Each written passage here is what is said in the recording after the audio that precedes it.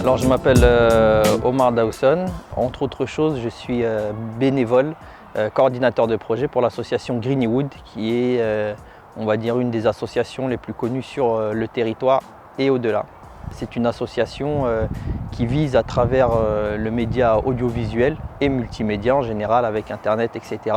à au départ redonner la parole aux habitants du secteur. Ça c'était le premier objectif. Après on a investi différents champs comme l'insertion, on va dire, sociale, l'éducation civique, l'emploi, l'orientation, mais toujours à travers voilà, ce média audiovisuel. Ça dépasse en fait le cadre d'une simple association parce que les gens ne disent même plus aujourd'hui j'habite à Greeny mais j'habite à Greenywood. Et là où on a fait cette fresque, les gens venaient, prenaient des selfies, des photos, etc.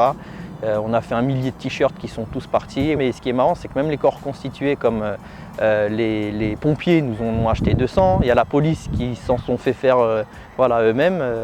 Donc voilà, ça a créé un esprit communautaire mais dans le bon sens du terme.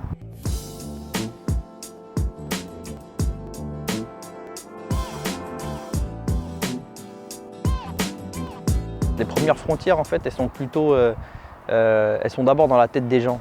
On est parfois découragé psychologiquement même à aller voir ailleurs ou à sortir d'un territoire qu'on connaît bien. Alors moi, la frontière que j'ai franchie, on va dire, c'est celle du RERD Paris Intramuros.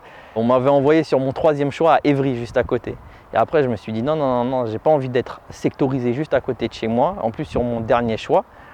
Donc j'ai été récupérer mon dossier là-bas et je suis reparti faire mes études sur Paris, à la Sorbonne Nouvelle, à Paris 3, vers Censier-d'Aubenton et ensuite à la Sorbonne même à Paris 4. Donc voilà, la frontière, ça a été celle-là. Une des frontières qui a été intéressant de franchir, c'était le rapport à soi-même et le rapport à l'image. C'est-à-dire que c'est une des raisons pour laquelle on a créé l'association Greenywood, c'est-à-dire qu'il y avait 2 choix par rapport à l'image, toute l'imagerie négative qu'on associait au quartier. C'était de se dire soit on laisse les gens parler à notre place et même si on ne dit rien, ils parleront et ce sera de toute façon négatif et on ne contrôlera pas ça.